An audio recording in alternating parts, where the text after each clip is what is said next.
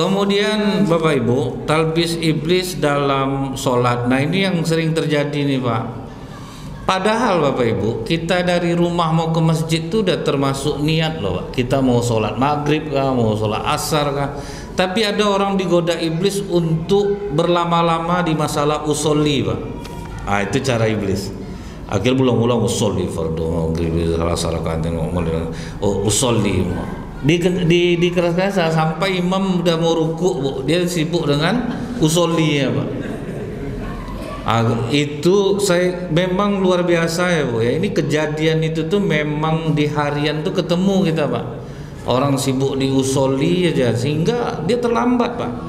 Sesuatu yang tidak begitu penting. Maksud ulama tuh melafazkan usolli itu kan untuk memantapkan niat sebetulnya Pak. Bukan untuk meragu-ragukan kita ya dia Bu. Sibuk usolli, akhirnya kelamaan di usolli, dia pun terlambat, dia tidak dapat keutamaan membaca iftitah. Padahal Bu ya, iftitah itu tidak dari Rasulullah tuh. Ini dilakukan oleh sahabat yang waktu itu Rasulullah mendengar ketika sholat ada yang membaca itu Pak. Ditanya oleh Rasulullah, siapa tadi yang membaca doa ini? Agak ketakutan sahabat tuh ngaku, aku ya Rasulullah. Lebih dari 30 malaikat berebutan untuk menuliskan keutamaan doa yang kau baca itu. Makanya kata Umar bin Khattab, sejak itu aku tidak pernah lagi meninggalkan doa iftitah. Jadi hilang keutamaan kita membaca doa iftitah. Jadi itu namanya atsar, perbuatan yang dilakukan oleh sahabat yang tidak dari Rasulullah tapi dibolehkan oleh Rasulullah SAW.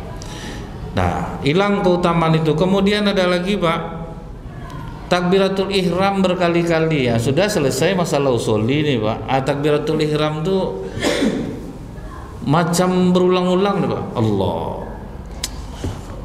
Allah, enggak juga kena. Apa yang ditunggunya bingung juga saya Pak. Mau masuk kenapa ketika takbir doa itu cara iblis menipu, bentuknya benar Pak.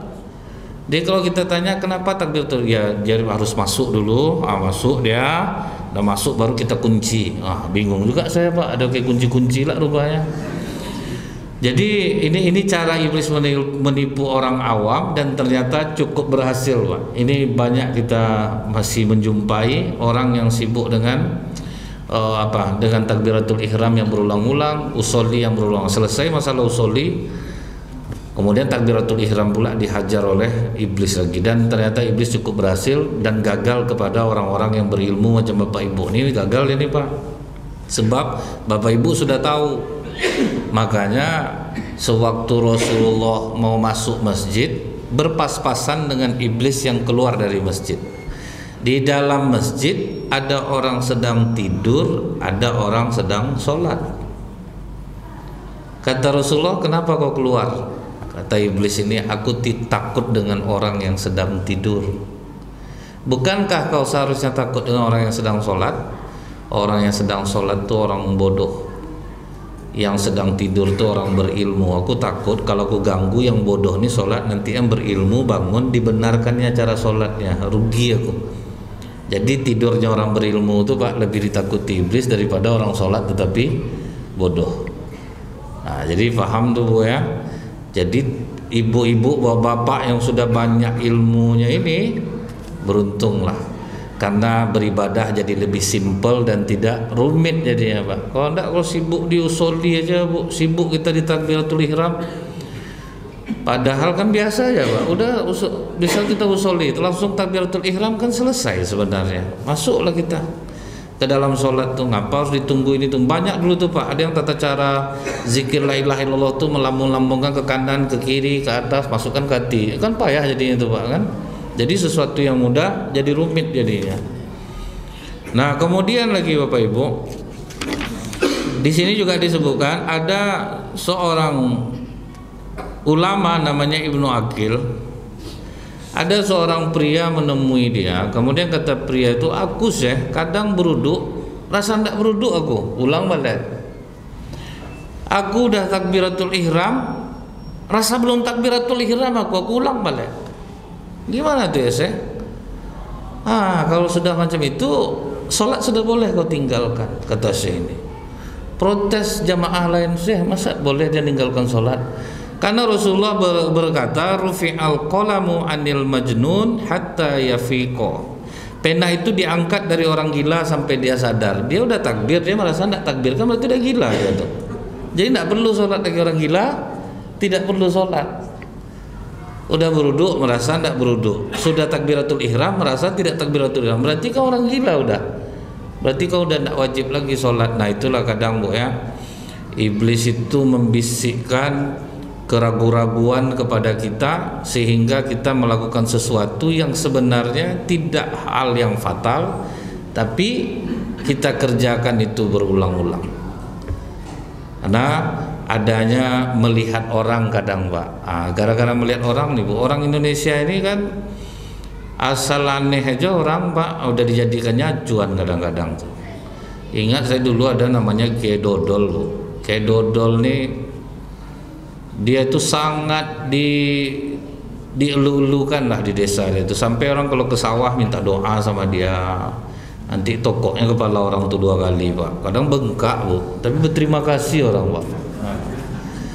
Pokoknya jadi panutan lah, sampai saking apanya orang Bu ya, dia masuk ke tempat pengajian dia itu Pak, ditaruhkan muridnya baskom, nanti dicuci kaki di sana, dan air itu berebut orang untuk minum Pak, air bekas cuci kaki ya.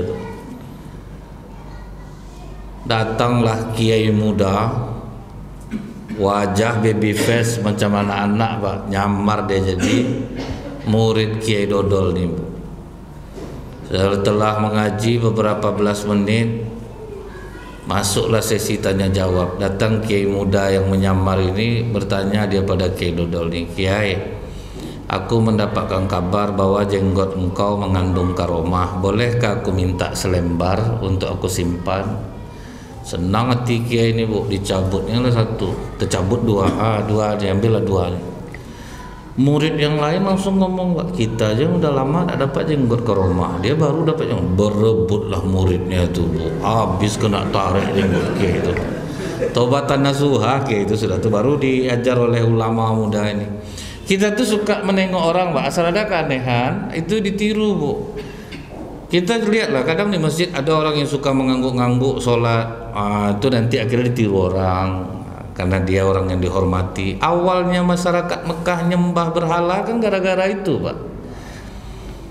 Dia orang yang terpandang, orang kaya yang dermawan, kemudian dia berdagang ke Syam, dapat dia berhala, dibawanya ke Mekah.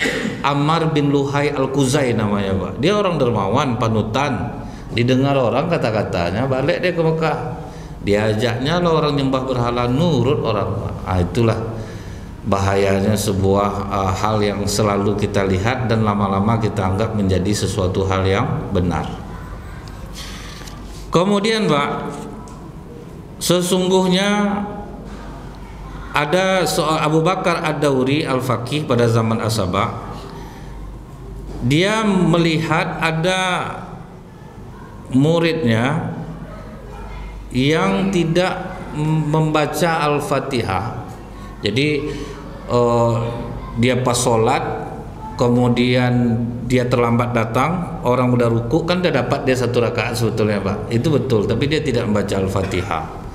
Kemudian gurunya mengatakan memang semua ulama sepakat bahwa membaca Al-Fatihah itu berbeda pendapat kalau kita di belakang imam. Tetapi semua ulama sepakat bahwa doa iftitah itu hukumnya sunnah. Jadi gara-gara dia sudah sering diperhatikan oleh gurunya, jadi dia gara-gara kadang sibuk dengan doa iftitah, Al-Fatihahnya tinggal. Maka ada juga orang tuh Pak, gara-gara tadi dengar 30 malaikat yang mencatatnya, padahal imam udah mau rukuk nih. Kalau udah mau rukuk seharusnya dia lebih dahulukan Al-Fatihah, tinggalkan iftitah. Nah itulah hebatnya iblis itu Pak, cara dia masuk tuh halus sehingga orang mengerjakan yang sunat, meninggalkan yang wajib.